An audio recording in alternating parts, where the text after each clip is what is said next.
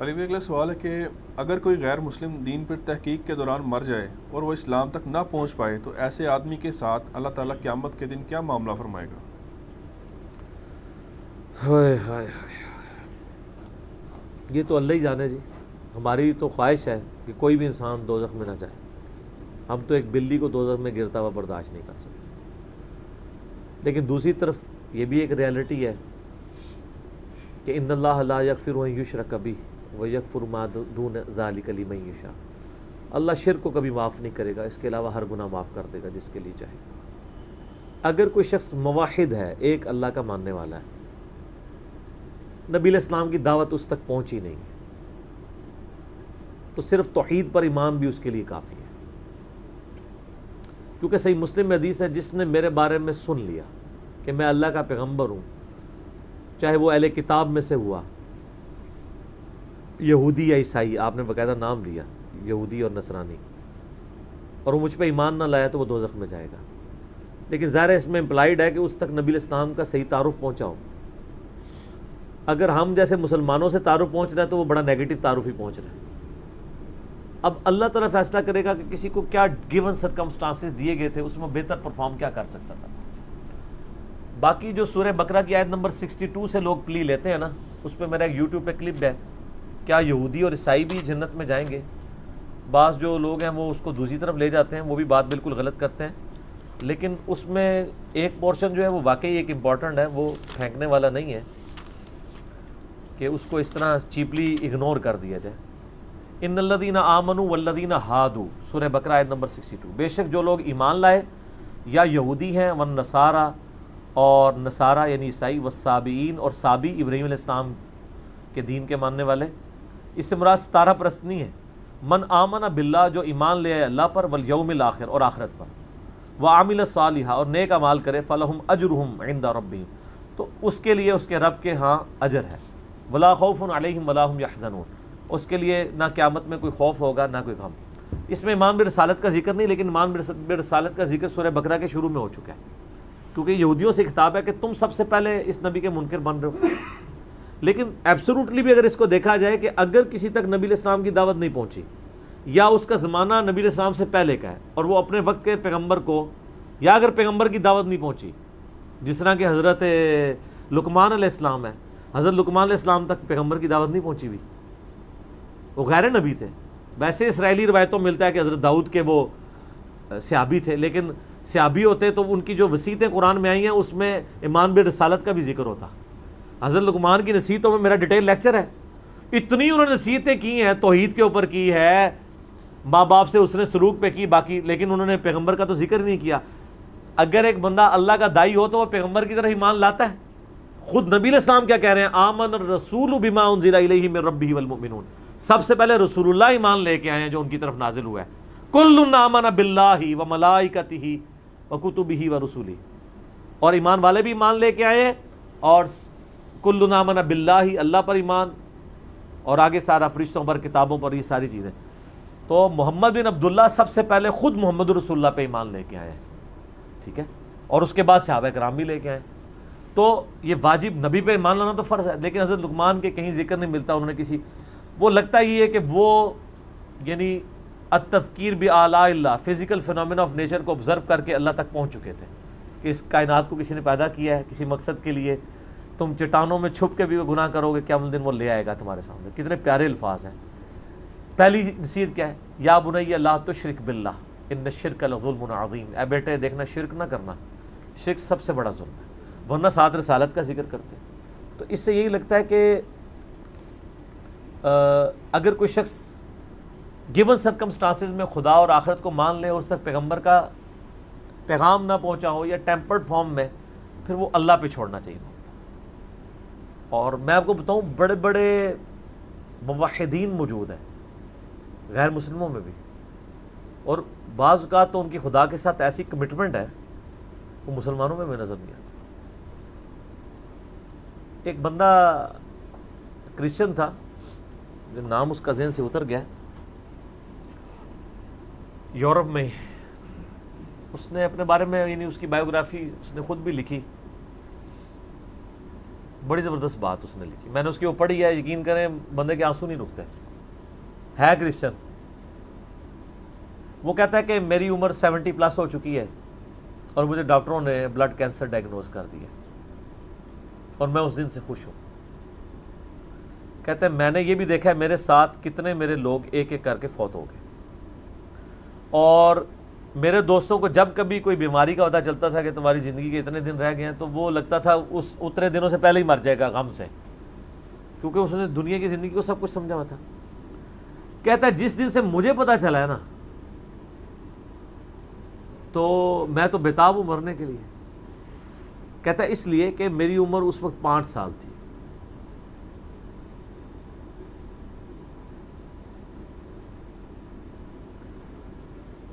جب میں نے پہلی دفعہ یہ چیز سنی تھی کہ مجھے کسی نے پیدا کیا ہے اور اس گارڈ کی ڈیمانڈ ہے کہ میں ہفتے میں ایک دن سنڈے کا دن اس کو دوں، اور کہتا ہے آج میری عمر 70 سال ہو چکی ہے، میری زندگی میں کوئی ایک سنڈے بھی ایسا نہیں آیا میں نے دنیا جان کی اپنی روٹینیں چھوڑ کے سنڈے کے دن میں نے پورا دن گاڈ کو دیا اللہ کے لیے. میں نے کبھی اس پہ کمپرومائز نہیں کیا، بڑے سے بڑے معاملات بھی ہیں. تو کہتا ہے مجھے امید ہے کہ جس گاڈ کے لیے میں نے اتنی کمٹمنٹ کے ساتھ زندگی گزاری ہے اور میں نے اس کے اوپر کسی کو کمپرومائز نہیں کیا، وہ مجھے رسوا نہیں کرے گا. تو کیا ہمارے مسلمان بھی یہ دعویٰ کر سکتے ہیں؟ کتنے مسلمان جو کہ جی ہم نے جب سے سنا ہے کہ 5 وقت کی نمازیں ضروری ہیں، میری زندگی کی ابھی نماز نہیں کوئی چھوٹی. ایسے لوگ جو خدا کے ساتھ کمٹمنٹ رکھنے والے لوگ ہیں،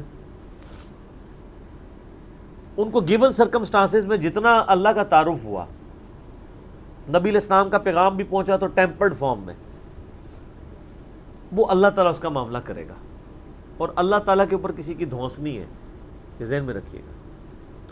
بخاری اور مسلم دونوں میں حدیث ہے، نبی علیہ السلام فرماتے ہیں اگلے زمانوں میں ایک شخص تھا جس کی موت کا وقت قریب آیا تو اس نے اپنی اولاد کو جمع کیا کہ میں تمہارا کیسا باپ تھا. ان کا بڑے اچھے باپ تھے. انہوں نے کہا اگر تم مجھے اچھا سمجھتے ہو تو میری ایک وصیت ہے، جب میں مر جاؤں میری لاش کے ٹکڑے ٹکڑے کر کے اس کو آگ لگانا اور اس کی راکھ کو ہواؤں میں اور پانیوں میں اور کھیتوں میں بکھیر دینا. لئن قدر اللہ علیہ، اگر اللہ تعالیٰ نے مجھ پہ قدرت پا لی تو مجھے ایسا عذاب دے گا کہ کسی کو نہیں دیا ہوگا. یعنی وہ سمجھتا تھا میں خدا کے لیے وہ کمٹمنٹ کی زندگی نہیں گزار سکا. یہ حدیث بخاری مسلم دونوں میں ہے. مشکات میں دوسری جلد میں اللہ کی رحمت کے بیان میں آپ کو ملے گی. نبی علیہ السلام فرماتے ہیں جب وہ فوت ہو گیا اس کے پچھلوں نے یہی کچھ کیا، تو اللہ تعالیٰ نے ہواؤں کو پانیوں کو حکم دیا کہ اس کی راکھ سمیٹو. راکھ سمیٹی گئی، اللہ نے اسے زندہ کر لیا. اللہ نے کہا ہاں بھائی جس چیز سے بھاگ رہا تھا وہی چیز سامنے آ گئی، یہ تو نے کیوں کیا؟ اس نے کہا یا اللہ میں تجھ سے بڑا ڈرتا تھا، میں اس طرح کی زندگی نہیں گزار سکا. اللہ نے فرمایا تیرا یہ یقین تھا کہ تجھے کوئی پوچھے گا؟ بس اتنی بات ہے. کہاں یا اللہ تھا، اور میں یہ سمجھتا تھا کہ اس طرح اگر میری راکھ یعنی کہ بکھیر دی جائے گی مجھے زندہ نہیں کر پائے گا. حالانکہ یہ عقیدہ کفر ہے، لیکن یہ کفر جزوی ہے، کلی نہیں ہے. کلی کفر یہ ہے کہ کوئی شخص کہے کہ مردے کو اللہ زندہ نہیں کر سکتا. اسی لیے میں کہتا ہوں یہ مسلمانوں میں جو جزوی شرک آیا ہوا ہے نا، تھوڑا ہاتھ والا رکھا کرے. جب تک کوئی اللہ کو، اللہ اور محمد کو عبداللہ مان رہے نا، اگر چھوٹے موٹے اس میں شرک آئے ہوئے نا، تھوڑا سا ہاتھ والا رکھیں. آپ ہاتھ والا رکھیں، اللہ کا معاملہ اس کا معاملہ اس کو سمجھائیں ضرور. اس کا شرک جزوی ہے، کلی نہیں ہے. کہا یا اللہ اسی لیے تو میں نے کہا تھا لئن قدر اللہ علیہ، اگر اللہ نے میرے پہ قدرت پا لی تو میں تجھ سے ڈر گیا تھا، تو اللہ نے میں تجھے بخش دیا. اللہ کو تو کوئی نہیں پوچھ سکتا نا کہ کسی کو گیون سرکمسٹانسز کیا دیے تھے، ان سرکمسٹانسز کے اندر اس نے کتنا بیسٹ پرفارم کیا. اب مسلمانوں کو بھی ذرا دیکھنا چاہیے کہ ان کو گیون سرکمسٹانسز کیا دیے گئے ہیں. ہم بالکل دین کے کنارے کنارے چل رہے ہوتے ہیں منافقین کی طرح. کیا ہم اپنے دنیاوی معاملات میں بھی کنارے کنارے چلتے ہیں یا فرنٹ سے لیڈ کر رہے ہوتے ہیں ہر مسئلے میں بڑھ چڑھ کے؟ دین کی بات آ رہی نار ہی کھوتی مر جاتی ہے، یعنی گدھا مر جاتا ہے. پرانے زمانے میں محاورہ بولا جاتا تھا نا، فلانے دی کھوتی مر جانا یا گدھا مر جانا. جب وہ کام کی باری ہے تو ساتھ ہی گدھا مر گیا. اور کوئی اور اس میں ہمارے ساتھ کوئی ہمدردی بھی نہیں کرتا. میں اکثر کہتا ہوں کہ آپ دن کے وقت اپنے موٹر بائک کی ہیڈ لائن آن کر کے نا 1 کلومیٹر بھی سفر نہیں کر سکتے. آپ کو راستے میں کئی بندے ایسے ایسے اشارہ کریں گے، لیکن آپ ایک مسجد میں 50 سال تک بغیر سنت کے طریقے کے نماز پڑھتے رہے، کوئی بھی آپ کو ایسے ایسے نہیں کرے گا، کیونکہ وہ آپ کے شر سے ڈرے گا. آپ بھی مجرم ہے، اور وہ اس لیے مجرم ہے کہ اس کو چاہیے کہ وہ دیکھے. مجھے بتائیں، آپ کے سامنے ایک نابینا شخص ہے اور وہ ایک گڑھے میں گرنے والا ہے، تو آپ چیخ نہیں مار دیں گے ایک بار؟ اور وہ نابینا بھی آپ کی چیخ کو بھول کے کہے گا شکر ہے اس نے بچا لیا. لیکن دین کے معاملے میں آپ کسی کو پیار سے، محبت سے، کسی طریقے سے بھی سمجھانے کی کوشش کرے تو وہ آگے سے آپ کو دشمن سمجھتا ہے، لیکن دنیاوی منفعت میں نہیں سمجھتا. کہتا ہے مہربانی سر، بڑی مہربانی. دین کے معاملے میں، اور دین کا یہ حال ہے کہ سب سے آخری پرائرٹی پہ ہے. بچہ بھی اسکول میں داخل کرانا 10 بندوں سے مشورہ ہوتا ہے، اور دین یہ ہے کہ جس آپ فرقے کی محلے کی مسجد میں پیدا ہوئے ہیں آپ کا وہی فرقہ ہے. ٹوٹل یہ آپ کی تحقیق ہے. میری جو پچھلے دنوں جو ویڈیو ایک چھوٹی سی چڑھی تھی، زندگی بدلنے والی گفتگو، اس میں نے یہی تو رونا رویا ہے کہ ادھر تو پی کے والا ہی معاملہ چل رہا ہے. تحقیق کا مطلب یہ سمجھتے ہیں کہ اچھا اب میں نے تحقیق یہ کرنی ہے کہ چونکہ میرے محلے کی مسجد بریلویوں کی ہے تو بریلوی کون ہوتا ہے جس کو یہ کام کرنے چاہیے. وہ اس طرف نہیں جائے گا کہ میں اسلام کو دیکھوں، وہ بریلوی دیوبندی اہل حدیث شیعہ کی طرف جائے گا. یہ آپ نے دیکھا کتنا فرق ہے. کوئی بندہ کہ جی میں تحقیق کر کے مسلمان ہوں. جتنے بریلوی دیوبندی اہل حدیث بیٹھے ہوئے ہیں وہ اس لیے کہ ان کے باپ دادا تھے یا انہیں محلے کو وہ مسجد لگتی تھی. تو سر میرا ایک معصومانہ سا سوال ہے کہ اگر آپ کے محلے میں قادیانی کی مسجد عبادت گاہ لگتی ہوتی یا آپ کے ابا جی قادیانی ہوتے تو آپ ماشاءاللہ بہت تحقیق کر کے مسلمان ہو جاتے. قادیانی ہوتے. اور دوسری طرف حال یہ ہے کہ جاہل سے جاہل آدمی بھی میرا جیسا کپڑا خریدنے جائے نا، کپڑے کو ایسے کر کے ضرور دیکھتا ہے، لیکن دین کے کسی عمل کو ایسے کر کے نہیں کوئی دیکھتا کہ یار نماز، یعنی ہر ایک کو نہیں پتا کہ کوئی اس طرح نماز پڑھے کو میں چیک ہی کر لوں یا نماز کس طریقے پہ. اور کوئی اتنا لمبا کام بھی نہیں ہے. ایک مسئلے کو چیک کریں گے زیادہ سے زیادہ 1 یا 2 دن لگ جائیں گے، چلو 1 ہفتہ لگ جائے گا. سیریس لیں اللہ کو، کوشش کریں تو انشاءاللہ اللہ تعالیٰ حق تک پہنچائے گا. تو باقی یہ اللہ کے فیصلے. سر آخرت کے معاملے میں ڈرتا ہوں. یقین کریں کہ خدا بڑا بے نیاز ہے. ہمیں تو اپنی آخرت کی فکر ہے، سیدھی سی بات ہے. ہم تو کہتے ہیں اللہ تعالیٰ ہماری غلطیوں سے درگزر فرمائے، چاہیے کہ ہم لوگوں کے بارے میں فیصلہ کریں. میں تو اپنے بدترین دشمنوں کے بارے میں بھی قطعاً یہ یعنی جرت نہ کروں کہ میں ان کی آخرت کا فیصلہ کر دوں. Not at all. آپ دیکھیں میں یزید کے بارے میں، میرے بارے میں میں بڑا سخت رویہ رکھتا ہوں، لیکن کبھی آپ نہیں سنیں گے کہ میں نے اس کو کہا ہو کہ وہ جہنمی ہے. آخرت کا فیصلہ اللہ نے کرنا ہے. دنیا میں ڈنگے کی چوٹ پہ جس نے غلط کیا اسے غلط کہیں گے. آخرت کا معاملہ جو ہے وہ چونکہ اللہ کے پاس ہے، اللہ کا فیصلہ ہے جس کے ساتھ جو معاملہ کرے. تو صرف جو دنیا کی جوڈیشری میں مقدمہ پیش کر کے آپ نے نہیں جیتنا. اللہ تعالیٰ نے صرف شواہد کی بنیاد پہ فیصلہ نہیں کرنا، گیون سرکمسٹانسز بھی دیکھنا ہے. میں اس کی چھوٹی سی مثال آپ کو دیتا ہوں، آپ بھی اس کو مانیں گے. مجھے بتائیں، ایک شخص خانہ کعبہ شریف سے 2 کلومیٹر کے فاصلے پہ اس کی کوٹھی ہے اور اس کا مکے میں کروڑوں کا بزنس ہے. اس کے پاس 3-4 ایئر کنڈیشن گاڑیاں ہیں اور وہ ایئر کنڈیشن گاڑی میں بیٹھ کے ساری نمازیں آ کے حرم شریف میں پڑھتا ہے. کام جو اور کوئی نہیں. 1 لاکھ نماز کا ثواب یا 1000 نمازوں کا ثواب یا 10,000 نمازوں کا ثواب لے رہا ہے. اور ایک شخص پاکستان میں ہے اور اس کا حال یہ ہے کہ وہ جون جولائی کی تپتی دوپہر میں روڈ کے اوپر لک ڈالنے کی اس کی ذمہ داری ہے، اور اسی سے جو تھوڑی سی مزدوری اسے ملنی ہے اس نے جا کے بال بچوں کا رزق خریدنا ہے. ظہر کی نماز کا ٹائم ہوتا ہے، مسجد وہاں سے دور ہے، اس کے پاس سواری بھی نہیں ہے، پیدل جا نہیں سکتا کیونکہ پیچھے سے نوکری سے نکال دیا جائے گا. وہ اپنا وہ گندا سا پرنا وہی زمین پہ ڈالتا ہے قبلہ رخ، اور قریب کسی ٹوٹی سے، کسی پانی کے نل سے یا کسی چشمے سے، اگر اسلام آباد میں میں نے دیکھا ہے لوگوں کو ایسے، خصوصاً پٹھانوں کو، گرین بیلٹ میں نماز پڑھ رہے ہوتے ہیں.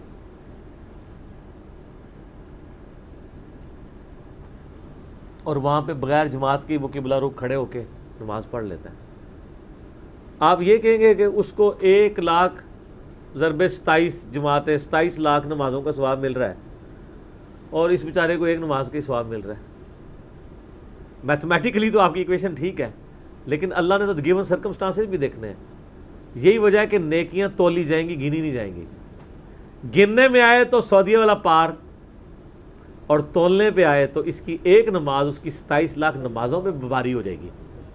جی سر, 1 روپے کے 1000 نوٹ پڑے ہوئے ہوں اور دوسری طرف 5000 کا ایک نوٹ پڑا ہوا ہو, تو ورتھ کس کی زیادہ ہے؟ ایک نوٹ کی. یہ 1000 اس کا مقابلہ نہیں کر رہے. کیوں؟ اس کی ورتھ زیادہ ہے. اللہ نے سرکمسٹانسز میں دیکھنا ہے. ایک ملٹی نیشنل میں جاب کرنے والا بندہ ایئر کنڈیشن کمرے سے اٹھ کے اٹیچ باتھ روم میں وضو کر کے بالکل قریبی ایک ایئر کنڈیشن مسجد میں جا کے نماز جماعت سے نہ پڑھے اور اپنے دفتر میں مصلی ڈال کے 2 منٹ میں فارغ ہو جائے, اس کی جماعت معاف ہو جائے گی؟ اس کی تو معاف ہو سکتی ہے جو روڈ کے کنارے یہ کر رہے ہیں, کیونکہ اس بیچارے کے گیون سرکمسٹانسز کیا. تو اس لیے سر آخرت کے فیصلے نہ کیا کریں, ڈر جائیں. جتنا آپ کو اللہ کا خوف ہوگا نا, آپ آخرت کے بارے میں ڈریں گے. حقیقت بات ہے. اور پازیٹیو رہیں. میری وائف کا میرے ساتھ جھگڑا ہی رہتا ہے. میں بہت نیگیٹو چیزیں بھی لوگوں کی آبزرو کر کے نا, جب مجھے بالکل نظر آ رہا ہوتا ہے شواہد کی بنیاد کے اوپر بھی, میں درگزر کر دیتا ہوں. تو وہ آج بھی مجھے صبح کہہ رہی تھی کہ ایسے کیوں ہوتا ہے. میں نے کہا غصہ مجھے تم سے زیادہ آتا ہے, میری طبیعت زیادہ تیز ہے. کیا اتنی تیز تو نہیں ہوگی جتنی وائف کی, وہ زیادہ ہی تیز ہے, لیکن میری طبیعت بھی بہت تیز ہے. لیکن میں جب یہ سوچتا ہوں کہ یار اس کو جو اللہ نے حالات و واقعات دیے تھے, اگر مجھے دیے ہوتے شاید میں اس سے بھی برا آدمی ہوتا. تو ہو سکتا ہے یار اس کو حالات ہی ایسے ملے ہوں. ساس بھی کبھی بہو تھی. ایک بہو اپنی ساس کے بارے میں اس وقت بات کر سکتی ہے جب وہ ساس بن کے اچھا پرفارم کرے اور پھر اپنی بایوگرافی لکھے کہ ہاں جی میری ساس تو یہ تھی اور میں یہ آئیڈیل ساس ثابت ہوئی ہوں. اللہ کے فضل سے میں نے تو آج تک کوئی ایسی ساس نہیں دنیا میں دیکھی. وہ جب بہو ہوتی ہے نا, وہ اسی وقت ہی وہ آئیڈیل ساس کی کوالٹیز بتا رہی ہوتی ہے. جب اس پہ وہ حالات و واقعات آتے ہیں تو وہ اس سے بھی ورس پرفارم کر رہی ہو. اور یہ دیکھا ہے, اسی کو کہا جاتا ہے نا خدا گنجے کو ناخن نہ دے. تو شکر کریں کہ آپ گنجے اور آپ کو ناخن نہیں ملے ہوئے. اگر آپ کو ناخن ملے ہوتے تو آپ زیادہ اپنا نقصان کر لیتے. اس لیے پازیٹیو رکھیں, پازیٹیو ایٹیچیوڈ رکھیں. اس کا فائدہ یہ ہوگا کہ آپ کڑ کڑ کے مریں گے نہیں, آپ اچھی زندگی گزاریں گے اور آپ کے بارے میں کسی کے بارے میں آپ کے دل میں میل نہیں آئے گا. میرا ادھر جتنا ویڈیوز میں غصہ ہوتا ہے نا, وہ اس لیے نہیں ہوتا کہ میں کسی سے نفرت کر رہا ہوتا ہوں. میں کہہ رہا ہوتا ہوں اس کی وجہ سے اتنے ہزاروں لوگوں کا بیڑا غرق ہو رہا ہے, تو میں وہ پورے پیشن سے بیان کرتا ہوں.